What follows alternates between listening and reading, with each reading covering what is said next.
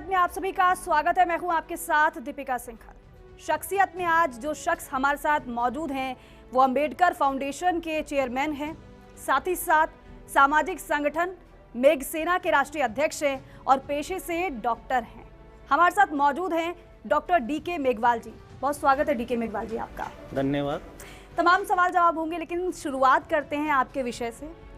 अपने बारे में बताइए हमारे दर्शकों को, और साथ ही साथ आपके परिवार में कौन कौन है, पृष्ठभूमि आपकी क्या रही है, कार्य क्या रहा है। जी मैं केसराई पाटन उपखंड मुख्यालय से 15 किलोमीटर दूर मेरा छोटा सा गांव है भिंडी, जलोदा पंचायत का ये गांव है, वहां का रहने वाला हूं। और मेरी प्राथमिक शिक्षा भी उसी गांव में हुई है।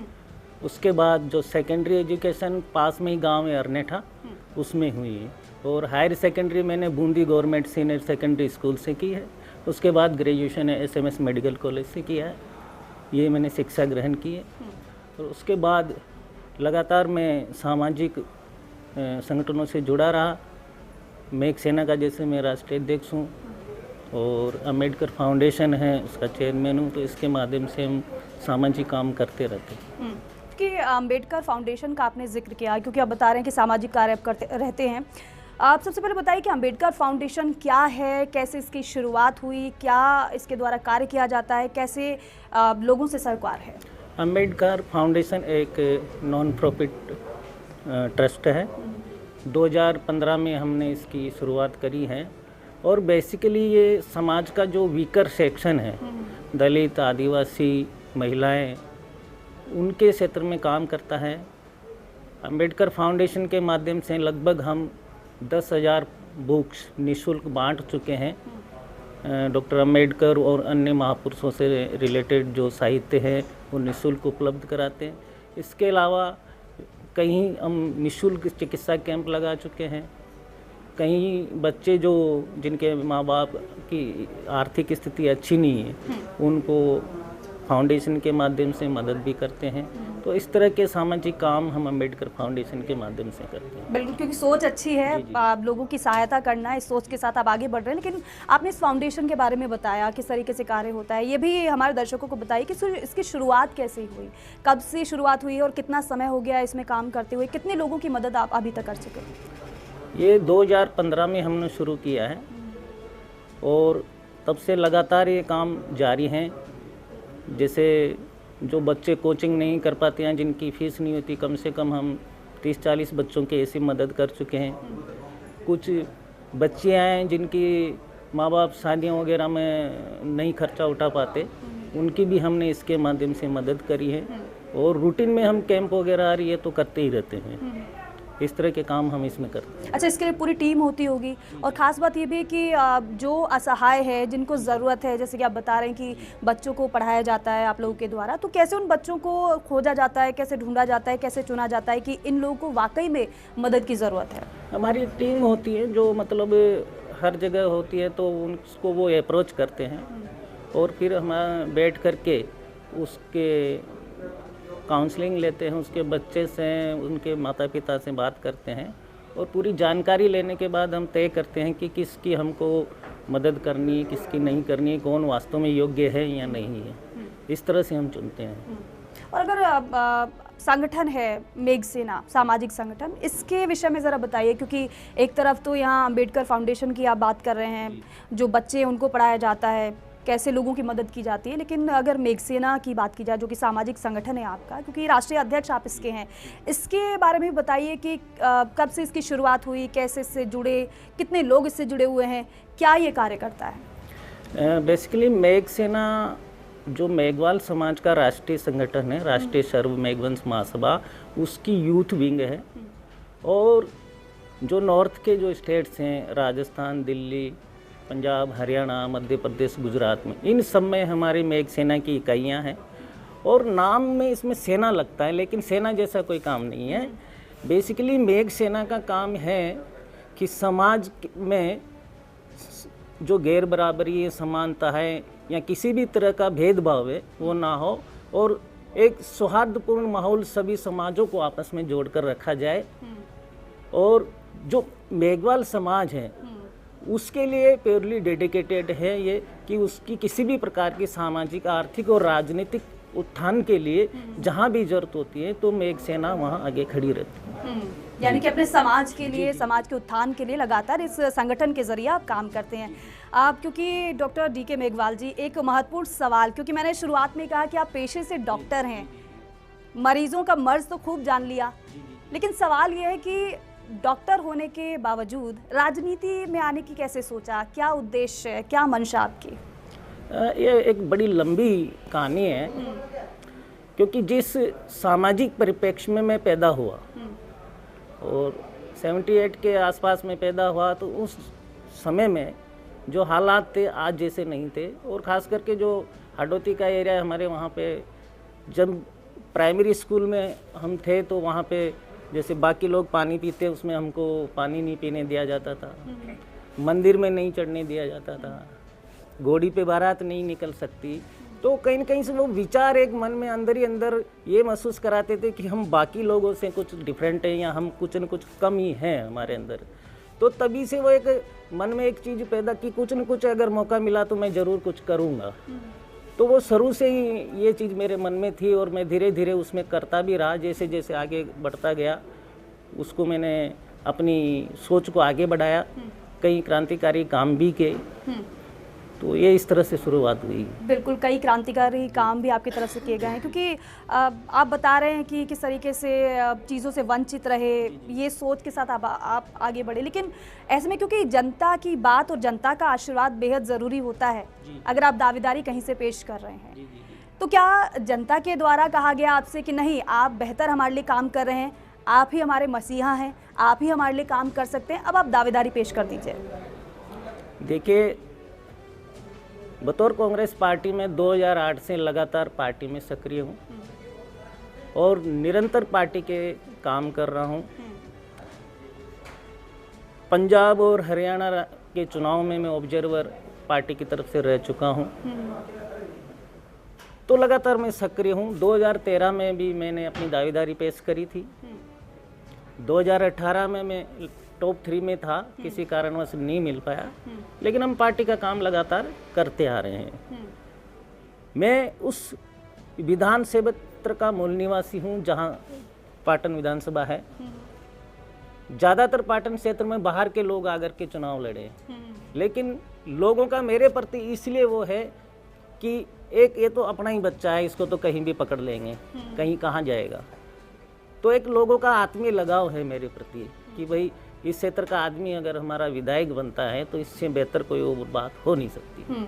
और कांग्रेस पार्टी से जुड़ाव कब हुआ आपका? कांग्रेस 2008 से मैं लगातार कांग्रेस में सक्रिय हूँ और अभी मैं राजीव गांधी पंचायत राज संगठन में प्रदेश सचिव हूँ। इससे पहले पर्यावरण प्रकोष्ठ में भी रहा हूँ, डीसीसी बूंदी में भी रहा हूँ और अलग अलग चुनाव में अपनी जिम्मेवारी निभा चुका हूँ। कई जिम्मेदारी आपने निभा चुकी है, लेकिन अब मूल सवाल पर आते हैं। दावेदारी पेश कर रहे हैं, लेकिन पार्टी आपको टिकट क्यों दे? क्योंकि दावेदार तो काफ़ी होंगे। जी। देखिए, पार्टी का मैं एक वफादार सिपाही हूँ। बहुत सारे लोग, मैं नाम नहीं लेना चाहूँगा, जिनको टिकट नहीं मिला तो बागी होके चुनाव लड़े,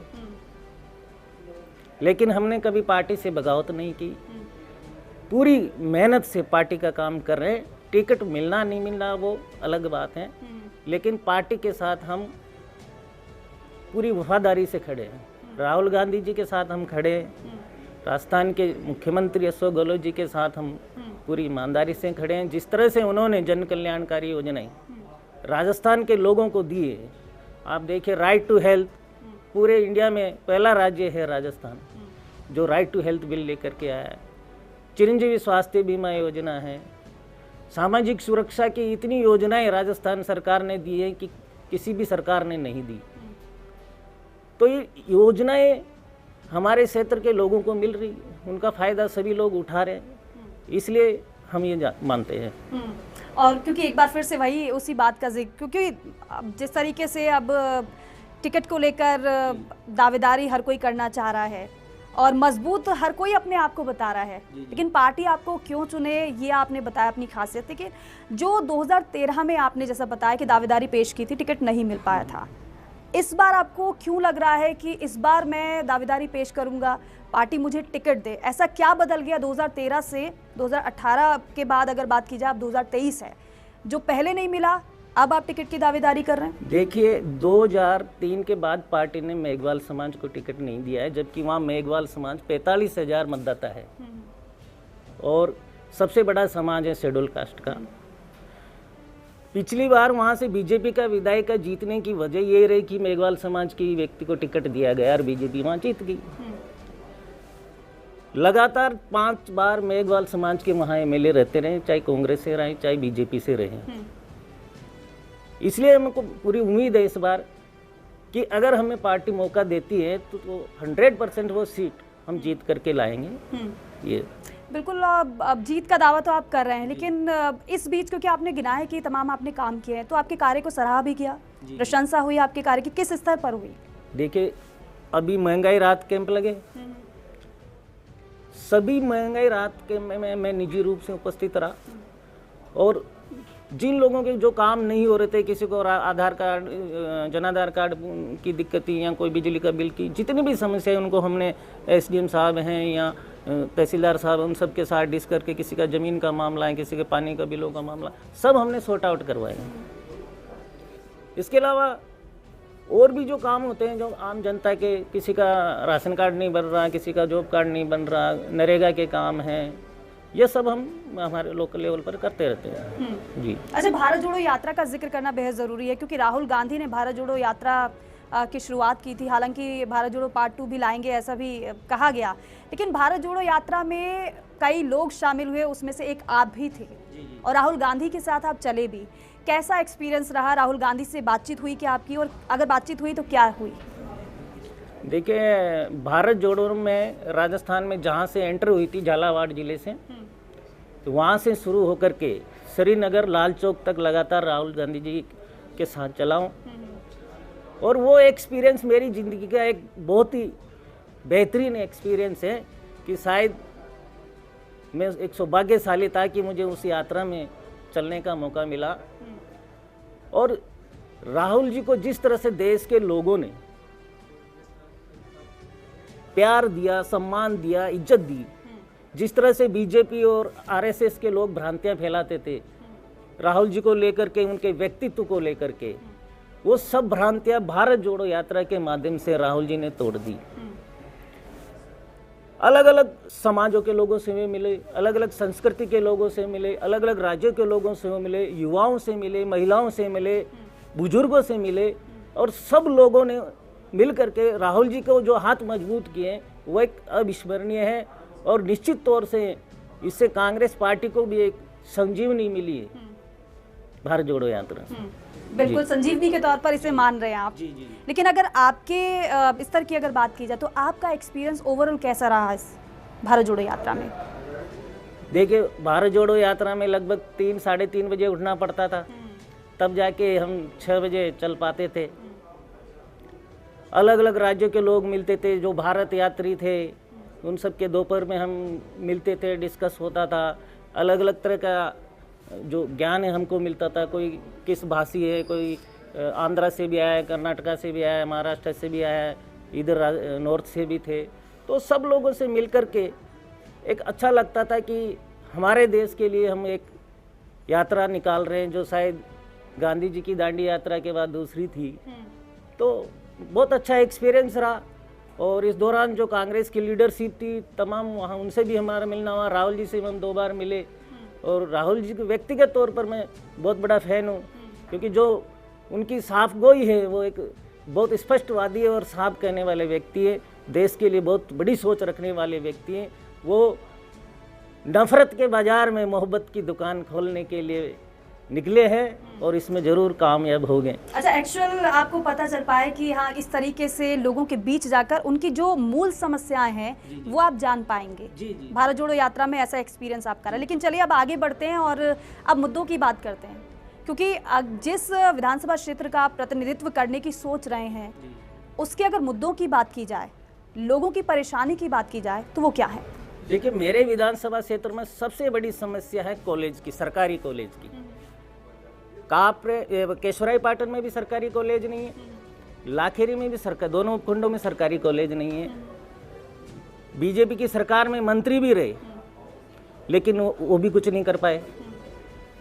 मेज नदी पे बड़ा पुल बनना था, लेकिन इनकी लापरवाही की वजह से पुल नहीं बना, इतनी बड़ी दुखांतिका होगी, 28 लोगों को अपनी जान गंवानी पड़ी।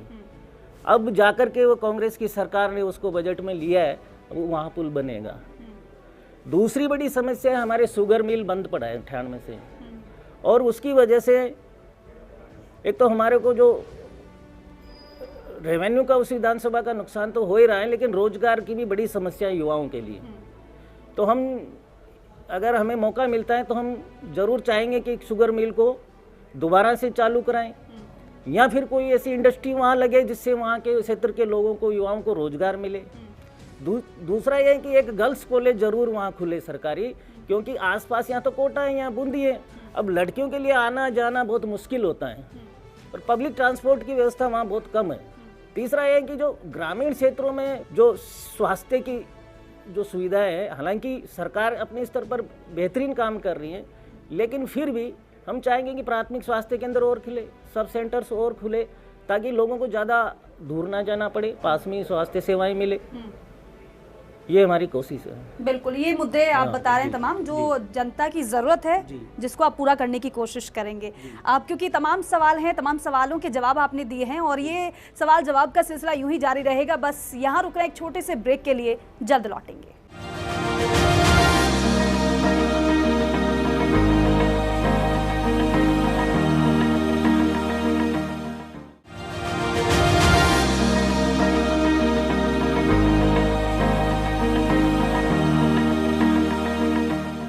ब्रेक के बाद स्वागत है आप सभी का। तो शख्सियत में हमारे साथ जो खास शख्स मौजूद हैं वो हैं डॉक्टर DK मेघवाल जी, जिनसे हम लगातार बातचीत कर रहे हैं और सवालों का जवाब भी ले रहे हैं। साथ ही साथ क्योंकि केशवराय पाटन से वो दावेदारी पेश कर रहे हैं, इसके पीछे का उनका मकसद क्या है ये भी उनकी तरफ से बताया गया है। DK मेघवाल जी, क्योंकि ब्रेक से पहले तमाम सवालों के जवाब आपने दिए, आप क्योंकि मुद्दों की बात हम कर रहे थे ब्रेक से पहले, आपने बताया कि ये मुद्दे हैं जो आप उठाएंगे, लेकिन मेरा सवाल यह है कि मुद्दे तो आप उठाएंगे, लेकिन मान लीजिए आपको टिकट मिल जाता है और आप जीत जाते हैं, तो सबसे पहले कौन से वो काम हैं जो आपकी प्राथमिकता में रहेंगे जनता के हित में? मेरे सबसे पहले तो सबसे बड़ा फोकस मेरे विधानसभा क्षेत्र की महिलाओं पर होगा, क्योंकि कहते हैं कि जिस परिवार में महिला पढ़ी लिखी है वो परिवार आगे बढ़ने से कोई नहीं रोक सकता। तो हमारे क्षेत्र में बालिका शिक्षा कम है, और बालिका शिक्षा कम है तो बाकी जो चीज़ें हैं जैसे स्वास्थ्य का भी वो ध्यान नहीं रख पाते। अगर अपने जिले से बाहर नहीं जा पाएंगी तो हायर एजुकेशन नहीं ले पाएंगी। तो हमारी ये कोशिश रहेगी कि बालिका शिक्षा के लिए हम जो स्पेशल कोई मूवमेंट चलाएंगे जिससे ये बेहतर उनको मिल पाए, और वहाँ की जो लड़कियाँ खास करके खेलों में निकल पाए, और जैसे कलाकार, ये जो आर्टिस्ट होते हैं, इन सब चीज़ों में जा पाए। मतलब ये स्थिति है, वहाँ की लड़कियाँ ज़्यादा बाहर नहीं जाती है। तो ये एक तो ये है हमारा। दूसरा ये है कि सबसे बड़ी प्राथमिकता वहाँ रोजगार की है। तो मेरे क्षेत्र में कोई इंडस्ट्री लगेगी तो रोजगार के अवसर पैदा होंगे, और ज़्यादातर एरिया जो है वो ग्रामीण एरिया है। तो किसानों की जो समस्याएं नहरी पानी की होती थी, अभी इस बार हमने CID के माध्यम से नहरों का पक्काकरण हो रहा है, सभी नहरों को पक्का किया जा रहा है, तो वो समस्या तो खत्म हो जाएगी। ये मूल चीज़ हमारी रहेगी प्राथमिकता में। बिल्कुल, प्राथमिकता बेहद अहम रहती है, क्योंकि सवाल ये भी है क्योंकि जनता भी अब आज के समय में स्मार्ट हो गई है, कौन काम करने वाला है कौन नहीं करने वाला है। जनसंपर्क जनता से किया जा रहा है दावेदारी से पहले। जी। किस तरीके से आप जनसंपर्क कर रहे हैं, लोगों से कैसे मिल रहे हैं और कैसे उनको विश्वास में ले रहे हैं कि अगर मुझे टिकट मिलता है तो मैं आपके हित में कार्य करूंगा? हम अलग अलग गांव में जाते हैं, उनसे 1 to 1 भी मिलते हैं, और छोटी छोटी नुक्कड़ मीटिंग भी करते हैं। कई गांव में हमने यात्राएं निकाली, छोटी छोटी भारत जोड़ो यात्राएं, केशवराय पाटन शहर में भी हमने निकाली हैं। तो इस तरह से उनसे वार्तालाप करते हैं, उनकी समस्याओं को जानते हैं, और जानने के बाद हम कोशिश करते हैं कि किस तरह से उनको उसका अगर हमें मौका मिलता है तो समाधान किया जा सकता है। तो लगभग हम पूरे क्षेत्र में जा चुके हैं, घूम चुके हैं, कई बार घूम चुके हैं और लोगों का बड़ा प्यार हमको मिल रहा है कि सबका एक ही कहना है कि इस बार हमको नया चेहरा लाना है और स्थानीय चेहरा लाना है। ये लोगों की बड़ी अपील है वहाँ से कि स्थानीय चेहरा हो और नया चेहरा हो। अच्छा, लग रहा है आपका फाउंडेशन और आपका संगठन आपको मजबूती के साथ मजबूत दावेदार बना रहा है? जी, इसमें तो कोई शक नहीं है क्योंकि लंबा समय हो गया काम करते हैं सामाजिक क्षेत्र में, तो ज़रूर उनकी सहायता हमको मिल रही है। अच्छा, अब आखिरी सवाल आपसे, क्योंकि ये सवाल मैंने आपसे पहले भी किया था कि दावेदार तो बहुत हैं, लेकिन अब बात जनता की हो रही है, क्योंकि दावेदारी एक अलग स्तर पर सभी कर रहे होंगे, लेकिन दावेदार जो है वो जनता के बीच में भी जा रहे होंगे। हमारे माध्यम से आप जनता को क्या मैसेज देना चाहेंगे और जनता आपको क्यों चुने? जी, देखिए, सबसे बड़ी चीज़ तो ये है कि मैं एक पढ़ा लिखा आदमी हूँ, युवा हूँ और उसी क्षेत्र का हूँ और लगातार क्षेत्र के लोगों के लिए काम कर रहा हूँ। दूसरा, मुझे चुनने के पीछे की एक बड़ी वजह है कि मैं उस समाज से आता हूँ जो समाज एक बड़ा समाज है और लगातार एमएलए रहे हैं उस समाज से, चाहे कांग्रेस हो चाहे बीजेपी हो। और अभी मैं कुछ भी नहीं हूँ तो भी मैं वहाँ के लोगों के लिए लगातार काम कर रहा हूँ। तो लोगों की मुझसे ये आशा है कि अगर ऐसा व्यक्ति हमारा विधायक बनता है तो जरूर कुछ न कुछ हमारे क्षेत्र के लिए करेगा।